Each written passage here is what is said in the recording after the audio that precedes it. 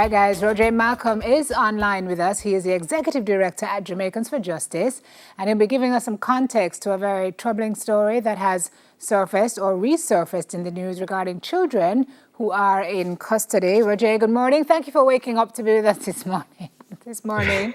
You all right? Morning, Simone You and Neville. awake? I'm as best as I can be. Okay, all right. Let us be your cup of coffee this morning. I've heard you talk about this so often. Never just spoke about remanding adults.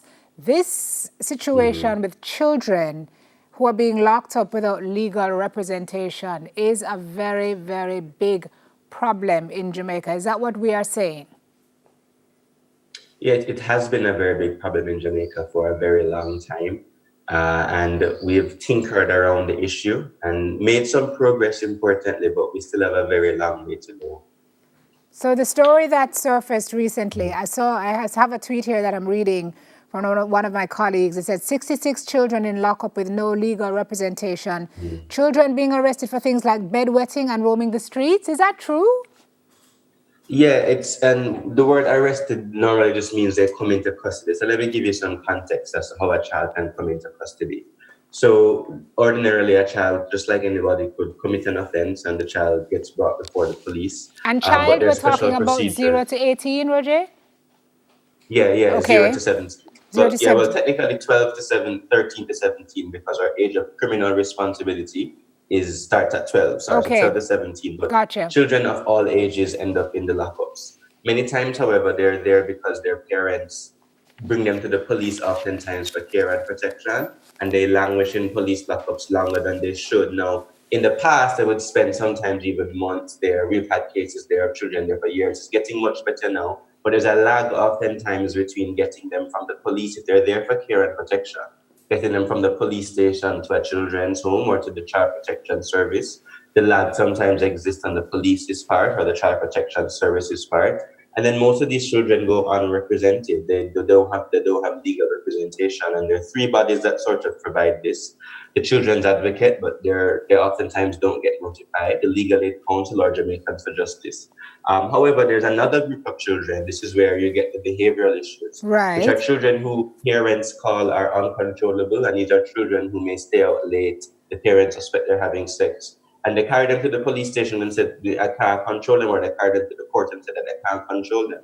And for the listening public, I want you to just, if you forget anything, remember this.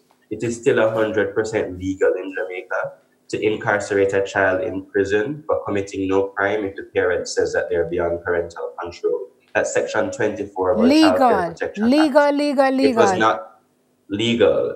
We have last year we relaunched our advocacy to change this. We got a commitment that it would go before cabinet in January of this year. That didn't happen.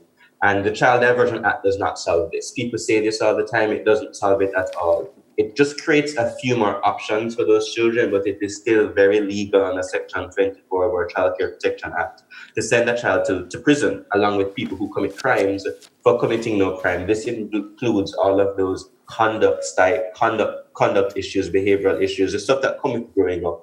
And it's what you call a status offense. It means that things that normally wouldn't be criminal when you're a child, all of a sudden the criminal justice system gets involved and basically is able to incarcerate you. So, And we've been Roger, lobbying for this law to be changed for about 10 years. so that's a breach of something. Breach of human rights, it must be a breach In of our something. opinion, it certainly is a breach of several human rights, specifically the right of the child to Right. liberty, to a fair process, to equal treatment by the law. And we actually have a constitutional provision that gives our children the special right of protection from the state.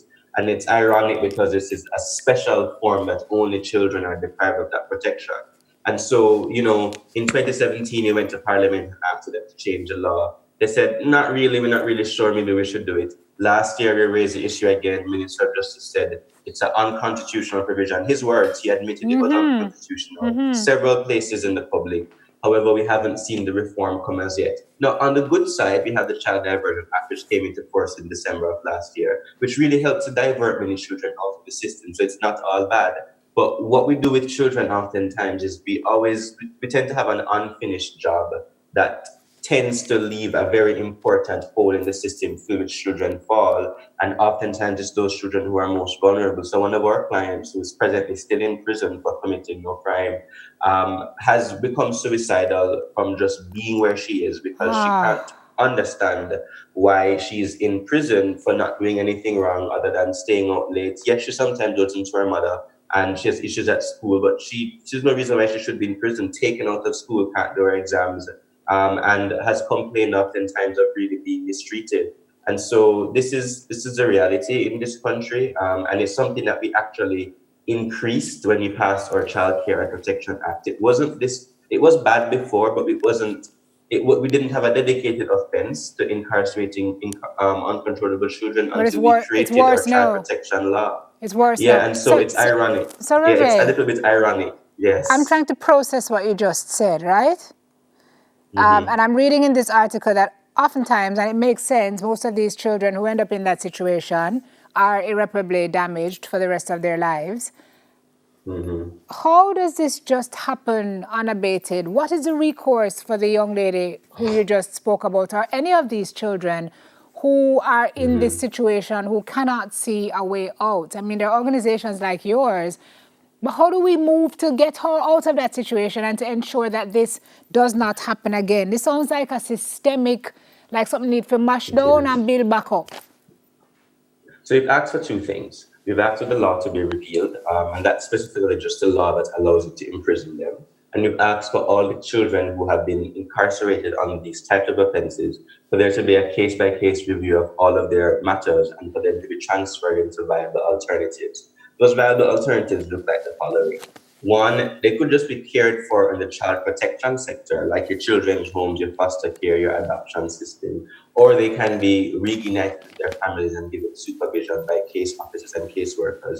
Almost all of them need long-term mental health intervention, which sadly Jamaica has very little capacity to handle, but those are the starts. It also includes getting the children's advocate involved early when these children are incarcerated so that they can get legal representation. If that office can't do it, there's groups like Jamaicans for Justice or the Legal Aid Council that can give them lawyers. And so Does the CPFSA get involved at all? Or the no? CPFSA gets involved normally on first contact when the Okay. child comes before the police station. If it's a child who is just generally there for care and protection or some other unknown issue. Okay. And so the CPFSA has a role to play. However, in our experience, there are significant delays in getting a child, when a child comes to the police station, though they should be notified within 24 hours, and getting them connected with the CPFSA. But if the child is brought before the court because a parent says that they're uncontrollable, they don't really get much interaction with the CPFSA when it comes to care. The Okay. CPFSA's children's officer will do a report in court, for example, but the system doesn't oftentimes speak to the different elements of the system. Okay. And that's really where the gaps oftentimes arise. Okay, Roger. So you've spoken to us about what you're trying to do to fix the problem. I have one more question before we go because we have to wrap. How, in terms Sure. of what you've seen, because I know you would have looked at case studies or studies elsewhere, are we really? How does Jamaica compare to what's happening in other countries in this area, in the region, and probably even internationally? Sure. Sure. So two quick levels. One, we're moving in the right direction with child diversion as a principle, and I can't understate how important that is. However, we haven't moved where we need to do to close some of those gaps.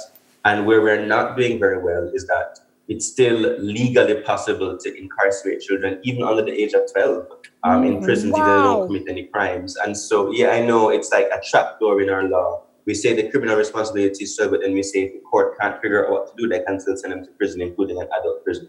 And so internationally, we are making the moves in the right direction. Operationally, we haven't done the work to actually tap into that best practice. So the goal is for the country, the media, and everybody else to continue the pressure on government to actually fulfill the promise to our children. Because quite frankly, Simone, this is the recipe for crime in 10 years. This is the recipe for Yes. underdevelopment in 10 years. And Yes. the investment in kids and families has never gotten the respect it needs from government. Hopefully, with outrage, we can change that over time. Well, we've seen certainly in the States in the last couple of weeks what outrage can do. So advocacy is Indeed. important in getting things done. Critical. Roger, thank you for your advocacy as you continue to fight for these children. Yes. I mean, we have to fight for them because you're right. This is the future we're talking about. We talk about children being the future as if, it's a cliche, but it's a real thing. And if we don't fix that, then we're facing generational issues down the line. Thank you, sir, for waking up. You can go back in your bed now. Executive Director Give of thanks. Jamaicans for Justice. Have a good Roger day. Malcolm. Thank you, Roger. You too. More on Smile, everybody, after this.